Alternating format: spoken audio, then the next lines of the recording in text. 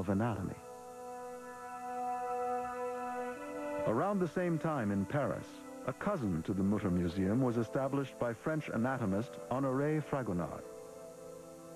And like the Mutter, it's still a valuable resource for medical students today.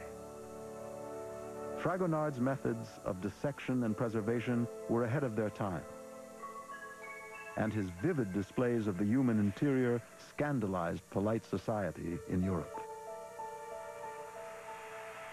Fragonard built an exhibit of informative displays much like those at the Mutter, created more for working professionals than for the general public. His illustrations of rare and incurable diseases throw light onto an era of medicine now largely confined to history. This fetus, nicknamed the mermaid, developed with its legs fused together. A rare mutation of special interest to physicians studying genetic defects. Fragonard pioneered new methods of preservation for his displays. Cadavers were injected with wax or plaster, which preserves the tissues and allows the skin to be peeled back to reveal the internal structures. These techniques and the works they produced symbolize the revolution in anatomy that took place in the 1700s.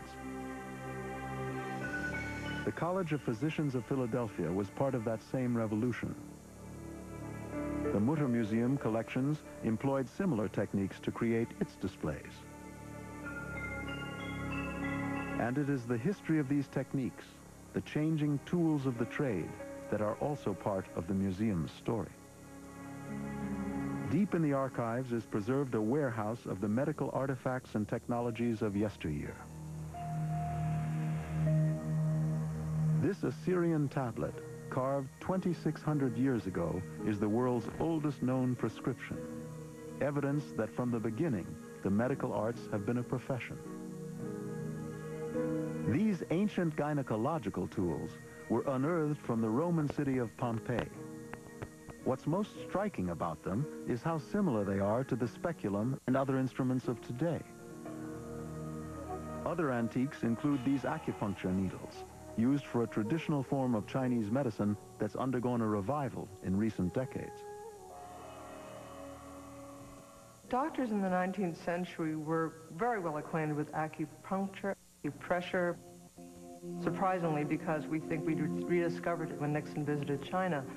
But it was in all the textbooks. There was always a great deal of interest in Oriental medicines. That's why we have an 18th century acupuncture figure and needles from various parts of the Orient.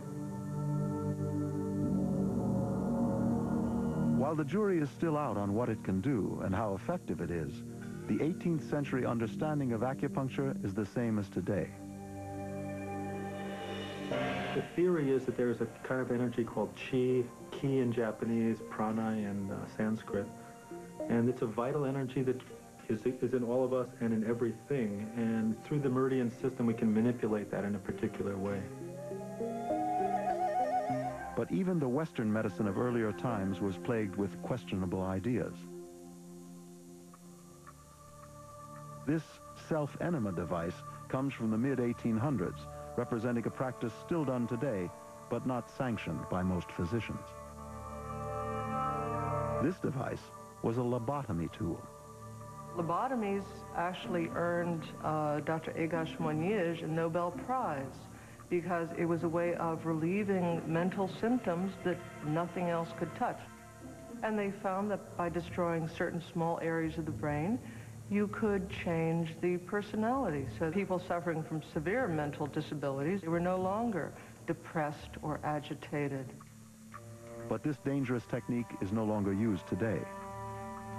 This small artifact was called a lancet, and it was used to perform bleedings at home. It was believed that bleeding a patient would restore a healthy balance of fluids to the body. It came complete with its own bleeding bowl. This is another technique now rejected by modern medicine.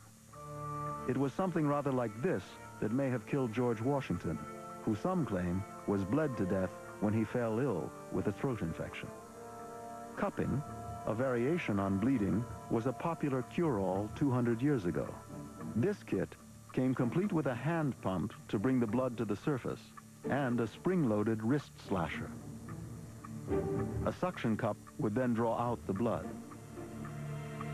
The process of wrist cutting was mechanized with this device to make it easier and safer for the user. It employed a set of blades that were spring-loaded and released with the press of a trigger. It's ironic. A medical technique that is today considered harmful was once regarded as healthy. But because of research at places like the Mutter, medicine has advanced beyond such remedies. While a lot of them look like torture devices, these dental instruments, much like those used today, go back to the mid-19th century. And they were used with ether or nitrous oxide, the earliest use of anesthetics in medicine. Tools like this extractor made the dentist's life easier, but it was still pretty rough on the patient. This violet ray apparatus, popular around 1910, produced heating in muscles. Some claimed it could cure all kinds of disease. They were wrong, but it did have one real effect. One effect of the violet ray apparatus is that it generates ozone around the vacuum tube, and ozone is bactericidal. So barbers often used it on their clients after they had shaved them, and it would destroy the kind of bacteria that would cause problems on the face. The Mutter's collection of early microscopes represents the beginning of a more enlightened era in medicine, when observation and experimentation would guide medical advancement. One of the earliest microscopes was a pinhole viewer used by Antony van Leeuwenhoek around 1670. Van Leeuwenhoek was a Dutch maintenance man at a police station. He became fascinated with the new invention and was the first to observe red blood cells, bacteria, and yeast in beer. He was also the first to use the microscope in crime detection. And his work led to the simple yet revolutionary idea that germs cause disease. While many of these old technologies seem like Jules Verne contrivances, this iron lung was a state-of-the-art lifesaver. It is used to ventilate the individual, to help him breathe through positive, negative pressure that's applied on the rib cage, and it's simply the force of air pressure that breathes for him. And in polio and other acute respiratory problems, the rib cage and the muscles can be paralyzed. Some people spent the rest of their lives in it because they never recovered function. The museum's diverse collection of historic inventions and medical anomalies has inspired research and led to cures for many forms of illness. But what sets the Mutter's exhibits apart from most others is the display of medical conditions that science has yet to conquer. Lesson 1. It's important to... Lords over the College of Physicians, he is emblematic of human perfection. He is a reminder of that elusive ideal that is relentlessly pursued, though never attained. But in order for physicians to explain and expand their understanding of this ideal, they have had to confront the darker side of the human form, like this cornicutaneum, or skin horn. Other conditions were what doctors called monstrous births. The use of the term monster really relates more to the fact that it's a monstrous, a large defect, as opposed to a minor defect. Some of them are the result of outside agents, like this leg cast of an elephantiasis victim, caused by the filaria worm in the lymph system. Others are examples of cancerous tumors left untreated. These fetal skeletons illustrate the normal stages of prenatal development and serve as a contrast to those with congenital abnormalities.